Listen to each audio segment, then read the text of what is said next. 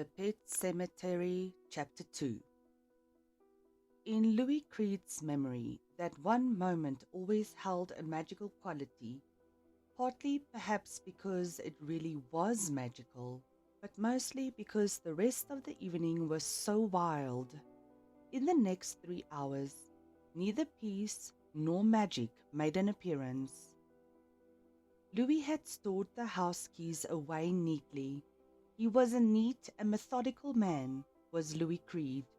In a small manila envelope, which he had labelled Ludlow House Keys, received June 29. He had put the keys away in the Fairlane's glove compartment. He was absolutely sure of it. Now they weren't there.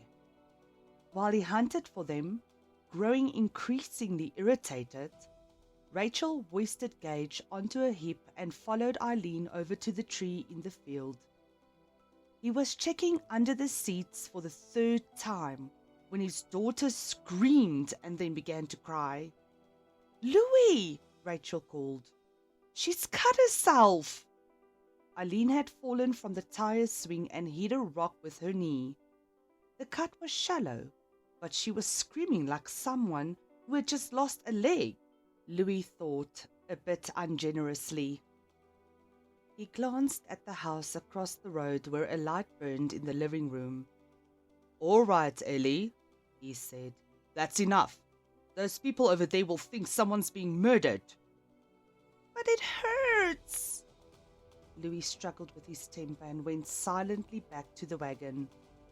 The keys were gone, but the first aid kit was still in the glove compartment. He got it and came back.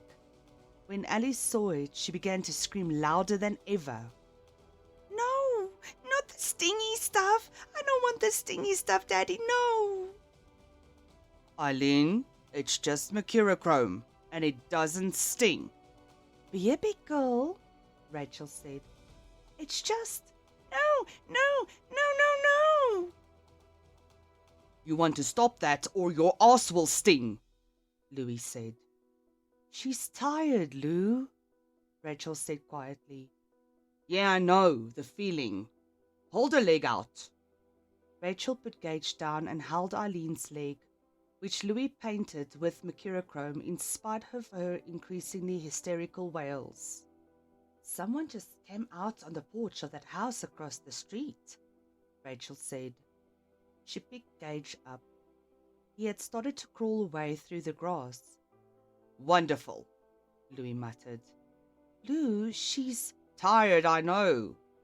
He capped the mercurochrome and looked grimly at his daughter.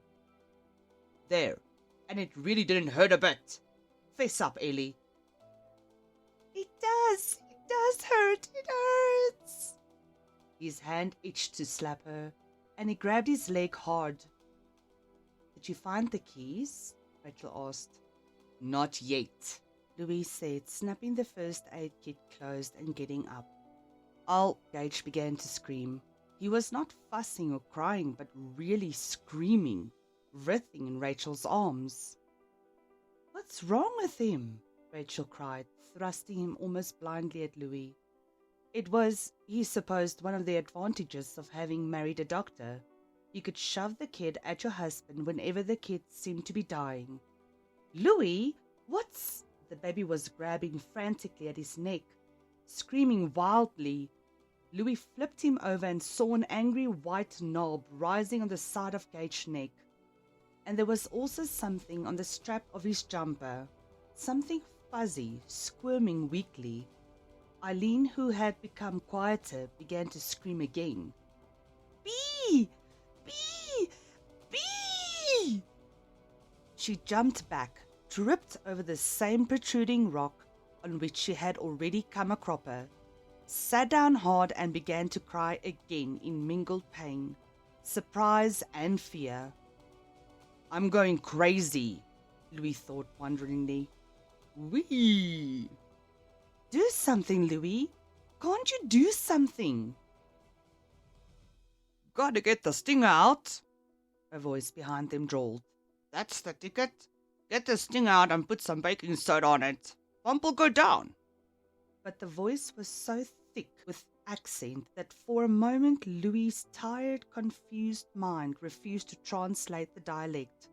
He turned and saw an old man of perhaps 70, a hale and healthy 70, standing there on the grass. He wore a bye-balls over a blue chambray shirt that showed his thickly folded and wrinkled neck. His face was sunburned, and he was smoking an unfiltered cigarette. As Louis looked at him, the old man pinched the cigarette out between his thumb and forefinger and pocketed it neatly. He held out his hands and smiled crookedly, a smile Louis liked at once, and he was not a man who took to people. "Not to tell you your business, Doc," he said, and that was how Louis met Judson Crandall, the man who should have been his father.